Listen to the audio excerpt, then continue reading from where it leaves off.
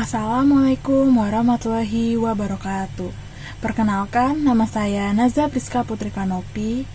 Saya akan menjelaskan tentang pasir pantai dan pasir sungai.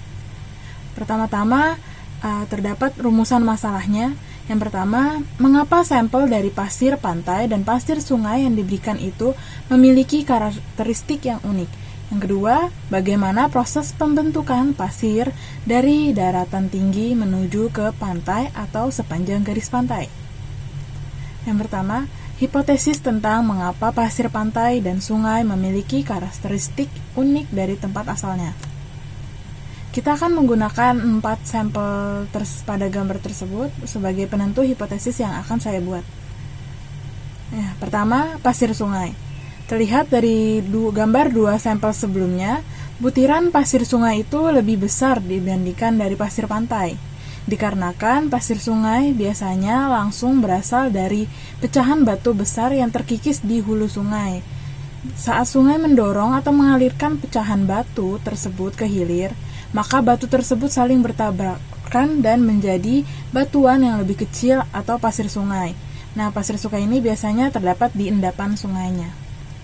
Lalu, kita bisa lihat pada sampel tersebut, ada pasir sungai yang berwarna putih dan berwarna coklat. Pasir sungai yang berwarna putih itu berasal dari batuan yang mengandung mineral kuarsa dan feldspar yang tidak terkontaminasi apapun.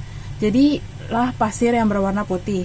Sedangkan untuk pasir yang berwarna coklat itu biasanya karena ada hasil oksidasi besi, lalu membuat batuan kuarsa dan feldspar ini berubah warna menjadi coklat. Nah, yang kedua ada pasir pantai. Terlihat pada sampel di samping, pasir pantai itu terlihat lebih kecil daripada pasir sungai. Itu dikarenakan proses pembentukan pasir pantai itu jauh lebih lama dibandingkan proses pembentukan dari pasir sungai. Lalu pasir pantai ini terdapat 2 sampel yang berbeda warnanya. Yang pertama ada warna coklat, yang kedua ada warna putih. Warna coklat ini biasanya karena oksidasi besi dan yang membuat batuan kuarsa menjadi warna coklat. Kalau untuk pasir yang berwarna putih itu, pasir pantai berwarna putih itu biasanya disebabkan karena batuan yang di pegunungan itu mengandung mineral kuarsa, ataupun bisa juga batuannya itu mengandung banyak kapur, jadinya pasirnya itu berwarna putih. Bisa juga karena kotoran hewan ikan kakatua atau parrotfish. Ikan itu menggigit atau pun mengkikis ganggang dari batu dan karang yang sudah mati. Dalam proses tersebut, ikan kakatua itu menghancurkan kalsium karbonat yang tidak dapat dimakan. Kemudian ia keluarkan lewat kotorannya menjadi pasir yang berwarna putih. Lanjut, yang kedua yaitu hipotesis tentang bagaimana proses pembentukan pasir dari daratan tinggi menuju ke pantai atau ke sepanjang garis pantai. Jadi, terbentuknya pasir itu karena adanya batuan yang telah mengalami proses pelapukan dan pengikisan. Jadi hasil proses tersebut adalah material yang akan dibawakan oleh aliran angin, air, ataupun es menuju ke tempat yang lebih rendah. Biasanya pasir itu dari batuan yang berada di pegunungan. Dalam prosesnya menuju ke pantai, material itu sudah mengalami proses pelapukan dan pengikisan akan terbawa oleh aliran air yaitu ke sungai, dan material tersebut akan terus-menerus mengalami kerusakan, jadinya butirannya menjadi lebih kecil. Material yang sudah semakin jauh terbawa oleh aliran air sungai itu akan semakin kecil karena adanya tekanan aliran air maupun gesekan dengan material keras lainnya.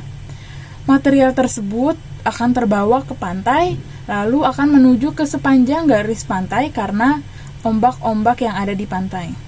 Selanjutnya, saran percobaan untuk menguji hipotesis yang telah saya berikan. Yang pertama, supaya kita tahu itu pasir sungai atau pasir pantai, mungkin kita bisa melihat dari ukuran butiran pasirnya. Biasanya ukuran pasir sungai itu lebih besar dibandingkan pasir pantai. seperti gambar sampel di samping.